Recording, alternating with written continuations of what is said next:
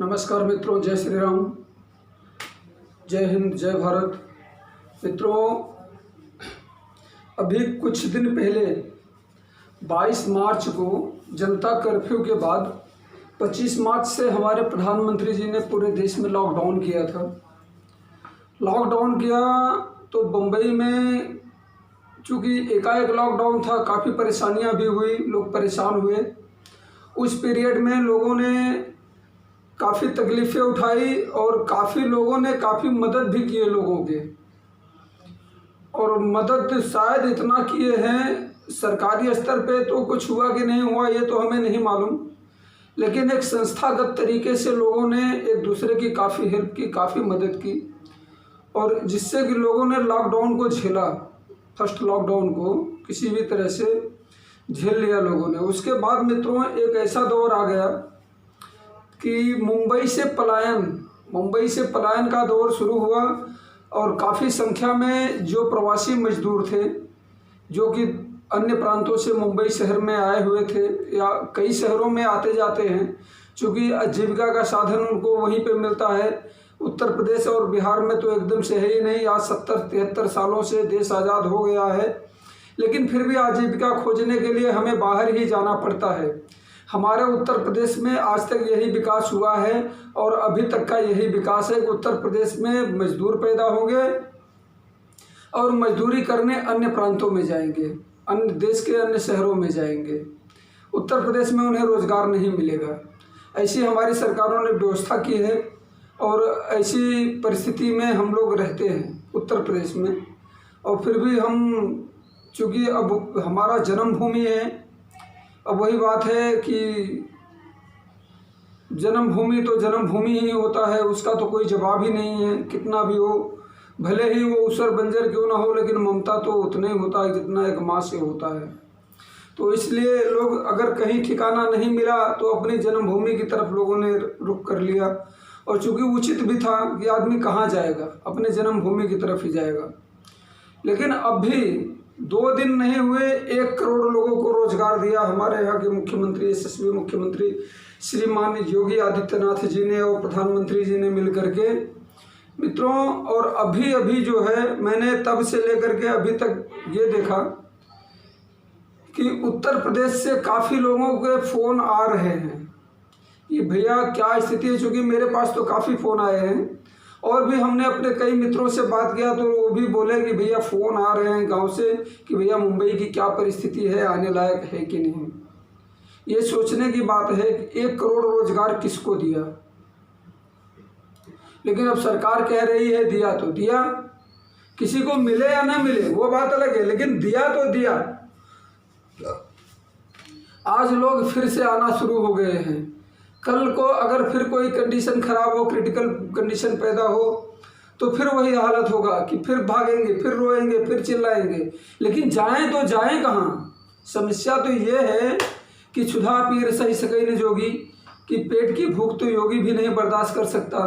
ये तो आम आदमी है, गरीब हैं, मजदूर हैं, लेबर हैं या जो भी हैं। ये बात नहीं है कि सिर पर बोझा लेके घूमने वाला ही लेबर है या ईंट मिट्टी और गारे का काम करने वाला ही लेबर है।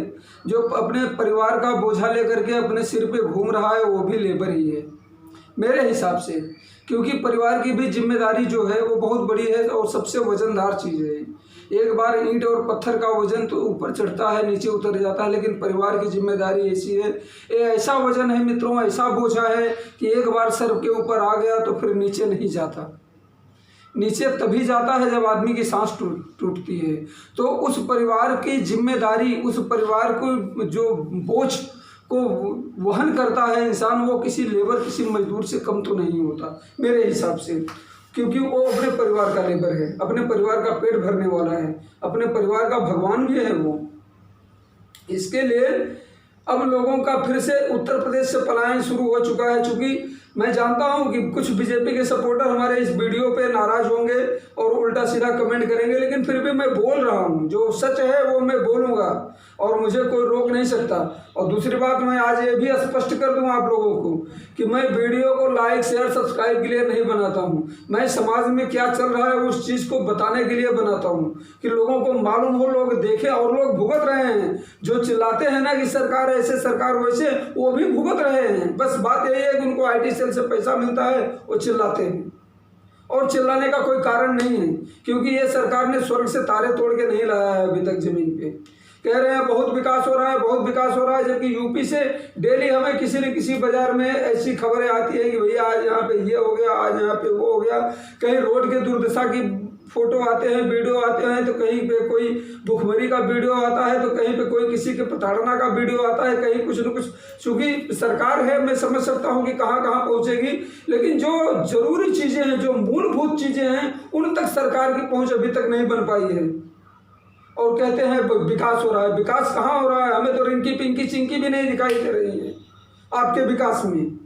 विकास कहाँ पे हो रहा है? किस जगह पे हो रहा है विकास? जब आज फिर से लोग अन्य शहरों की तरफ पलायन का रुख कर लिए हैं, 2 महीने 3 महीने गांव में बैठे, फिर वही कंडीशन है कि वहाँ काम नहीं है, क्या करेंगे? जिसके पास 10 बीघे जमीन थी, अगर वो 4 भाई था पहले, भाई देखो सब पहले 2-2 बच्चे नहीं थे। पहले हमारे समय की बात है कि किसी के पास 4 बच्चे थे, किसी के पास 5 बच्चे थे, कोई अकेला था, कोई 2-3, मतलब ऐसा उस समय जो है ये नहीं था सिस्टम कि परिवार नियोजन का। तो उस स्थिति में जिसके पास 10 बीघा 15 बीघा जमीन थे, अगर 4-5 हिस्सेदार हो गए, 2-2.5 बीघे पे आ गए। अब 2-2.5 बीघे की खेती में 2 परिवार 4 परिवार जी सकता है? नहीं जी सकता। कभी भी फसल कभी बूढ़ा आया, बाढ़ आया, तो कभी कोई तूफान आया, कभी कोई ओले गिरे, कभी कुछ हुआ, कभी कुछ हुआ। मतलब खेती तो अब नसीब का खेल है, हुआ तो हुआ, नहीं तो गया, ऐसी परिस्थिति है। तो इन परिस्थितियों में इंसान क्या करे, कहाँ जाए? इंसान को रोजगार चाहिए, इंसान को इंफ्रास्ट्रक्चर चाहिए, लोगों को निर्माण चाहिए, लेकिन निर्माण नहीं कर पा रही है सरकार। खाली हिंदू मुस्लिम में अटकी हुई है सरकार। खाली हिंदू मुस्लिम के सहारे राजनीति हो सकती है इस समय, और हो भी रही है, लेकिन किसी का पेट नहीं भर सकता। और जब तक पेट नहीं भरेगा, अराजकता फैलेगी। अराजकता फैलेगी तो वही जो सीधे साधे लोग जिनको काम मिले तो काम कर सकते हैं, वही चोरी डकैती के जुर्म में जेल चले जाएंगे, अपराधी बन जाएंगे। सरकार इस तरफ ध्यान नहीं दे रही, डेवलपमेंट की तरफ ध्यान नहीं दे रही, लोगों के रोजगार की तरफ ध्यान नहीं दे रही। तो 1 करोड़ रोजगार दिया किसको? सवाल ये खड़ा होता है कि 1 करोड़ रोजगार दिया किसको?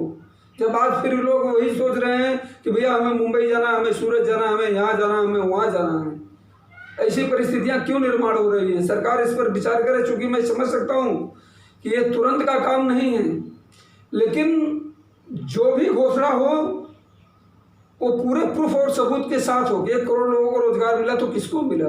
उन 1 करोड़ों में कौन है? 1 करोड़ अगर एक भैया यहाँ से सरकार कह रही है कि पूरे उत्तर प्रदेश में 35 से 35 लाख मजदूर आए हैं, और आपने 1 करोड़ लोगों को रोजगार दिया, एक्स्ट्रा 65 लाख लोगों को रोजगार दिया आपने। फिर भी लोग परेशान है कि हमें आजीविका के लिए जाना है। ऐसी कंडीशन क्यों है? एक कंडीशन अच्छी नहीं है। लोगों को रोकिए, उनके गांव में रोकिए, उनको रोजगार के लिए कुछ करिए। क्या कर सकते हैं वो आप सोचिए, लेकिन लोगों को बिजनेस की तरफ प्रोत्साहित करिए कि लोग अपना खुद का व्यापार कर सकें। ये जरूरी नहीं कि नौकरी ही मिले, सरकारी नौकरी मिले तो ही रोजगार है। लोगों को व्यापार की तरफ भी प्रोत्साहित किया जा सकता है। टेक्निकल बिजनेस जो भी हो, लोगों को प्रशिक्षित किया जा सकता है। ऐसी परिस्थितियों में चूँकि सरकारी नौकरी एक लिमिट है, और वो भी सरकारी नौकरी की जो प्रक्रिया है वो तो कई चरणों में होकर गुजरती है। पहले सरकार आयोग द्वारा फॉर्म निकाला जाता है, फिर कहाँ कोर्ट जाकर के लास्ट में सुप्रीम कोर्ट के द्वारा ही नियुक्ति हो पाती है, भर्तियां हो पाती हैं। चूँकि उत्तर प्रदेश में भर्ती का सिस्टम भी काफ़ी तकलीफ वाला है, लेकिन फिर भी कुछ भी कोई भी एक सिस्टम बनाए सरकार कि लोगों को व्यापार उनके गाँव में मिले। उनके गांव में नहीं तो कम से कम 100-200 किलोमीटर के रेंज में मिले, जिससे कोई आपत्ति विपत्ति आए तो अपने गांव तक आराम से पहुंच सके। मित्रों, जय हिंद, जय श्री राम। अगर हमारा वीडियो अच्छा लगे तो शेयर एंड सब्सक्राइब करें, अन्यथा जय श्री राम।